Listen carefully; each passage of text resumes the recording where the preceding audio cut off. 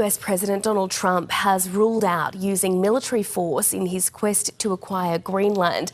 He will also no longer punish European nations with new tariffs after reaching an agreement with NATO Secretary-General Mark Rutte.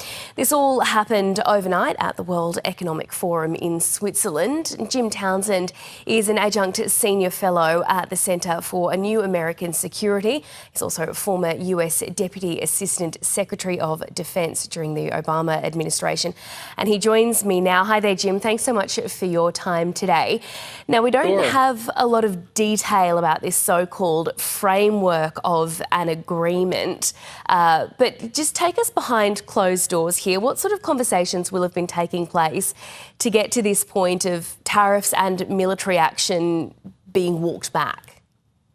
Well, I think there have been a lot of discussions in the margins of Davos. I think the European nations put a lot of pressure on Trump to better understand their situation, to better understand the Greenlandic situation. And I think the most important conversation was with Mark Rutte, the NATO Secretary General, who probably, and I'm just assuming this, but I think he probably told Trump, look, we'll set up a NATO Arctic Command. It'll be in Greenland. We'll have a NATO presence there. U.S., you can run this.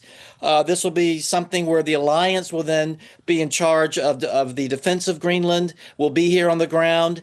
I think it was something like that that appeased Trump. And it might have been he was looking for an off-ramp as well. So I think that's what happened. And let's see what happens as the details come out. Yeah, absolutely. Donald Trump said that this deal, and I quote, gets us everything we needed to get.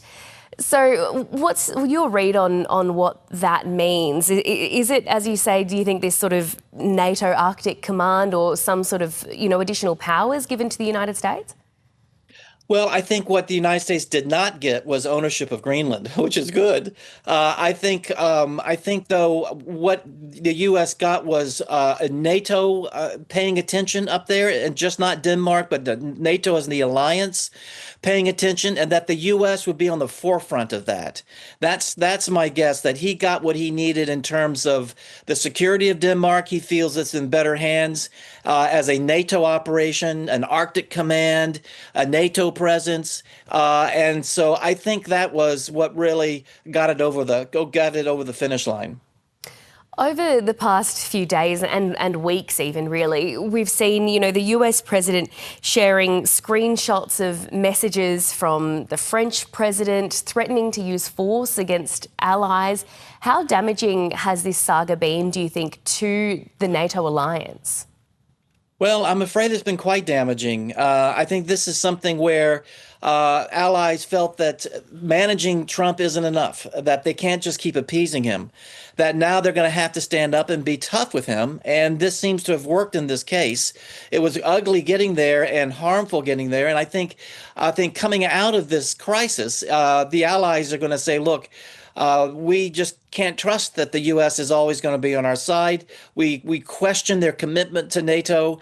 And I think you're going to see over time a lot of the European allies coming together, maybe in a coalition or something like that. That'll be a backup so that if NATO is caught up in a unity issue with the United States or the U.S. has walked away, that they'll have at least something to fall back on. It's unfortunate. It's very sad, but I'm afraid that's what's going to be the outcome of this whole episode. You mentioned trust there. What do you think this will mean sort of in the future if there are threats to fellow NATO countries that, that are they going to be able to trust that the United States will uphold its agreement in the NATO alliance? Well, I think that's what's really been damaged is exactly that, that there'll be a voice in their head that says, do we really trust the United States? And this is even after a presidential campaign and a new president comes on. I think there'll still be this reluctance to be like the old days and throw 100% of your trust and commitment in the United States, put it all in the hands of the U.S. I think those days have gone, and I think that this will be something the alliance is going to have to get used to. Is that potentially, in a way, what Donald Trump was angling for in the long run? We know he's been talking for months about wanting to see other countries, particularly in Europe, up their spend on defence. Is that potentially what he was trying to get at all along?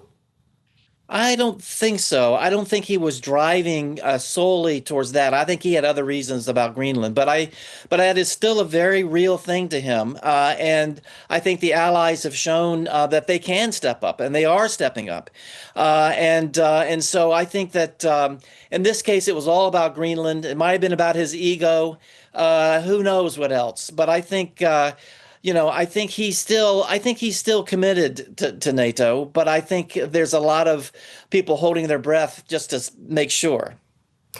Meanwhile, Jim, just finally, the war in Ukraine is, of course, seeing no signs of slowing down at all. What has this all meant for Russia's conflict there? Well, I think it has really pushed that conflict off the front pages. I think it has taken the energy out of a lot of what the president was doing and his people. Now they're going to have to worry about doing something in Greenland as well as Venezuela. This idea of a peace group as well. So I think, if anything, this has been a big distraction from focusing on the Ukraine, and that certainly makes Putin happy. Jim Townsend, thank you so much for your time and analysis today. Really appreciate it. Thank you so much.